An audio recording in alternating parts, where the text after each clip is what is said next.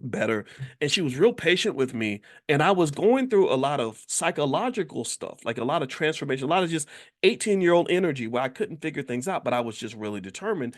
And I would talk to her about my feelings and my goals and my dreams. And she would just talk to me and she believed in me. She told me that anything was possible. And I never forgot this lady.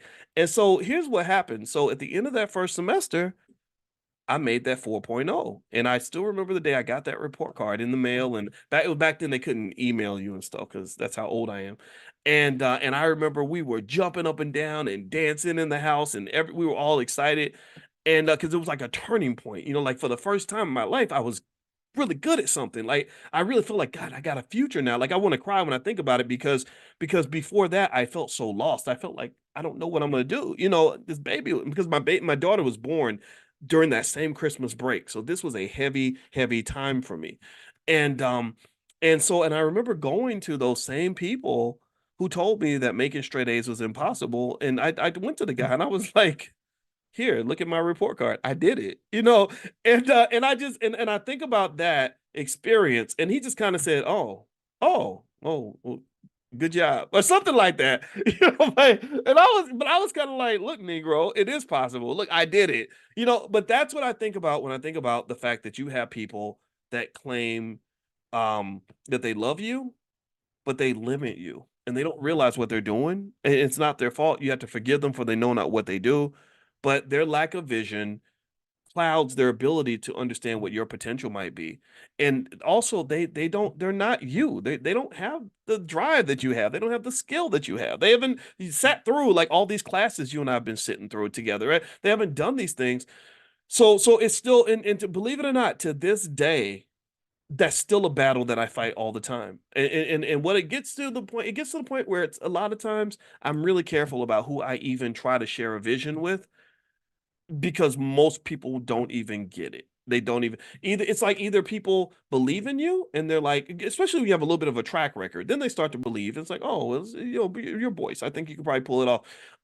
So either they believe in you and they say, yeah, okay, wow. So you expand their vision and they accept that, or some people are just stuck. They just like, I don't know, that's not gonna work. Why would you do that? That's crazy. That's not you're going to fail. And that energy is so bad. That is literally the weight on the airplane and I'm constantly throwing weight off my plane every day.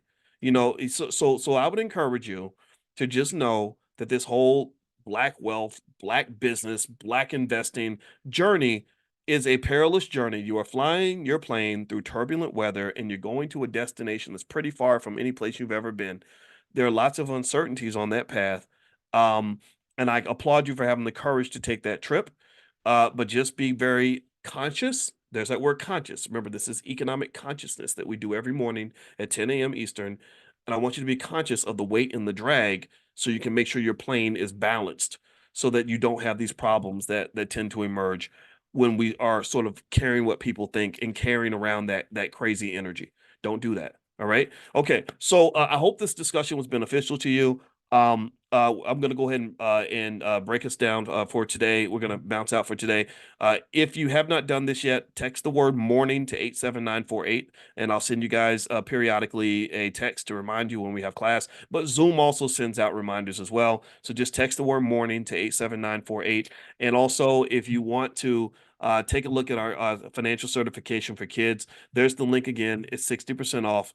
I put that in the chat, so feel free to take a look at that. And if you want to get your kids ready, we have plenty of tools for you in the Black Business School. And last but not least, don't forget the Stock Options Summit is going to be in Los Angeles, April 19th and 20th. So it's going to be a bunch of us getting together and doing nothing but stock options the whole weekend. Stock options will change your life. I promise you, it's amazing.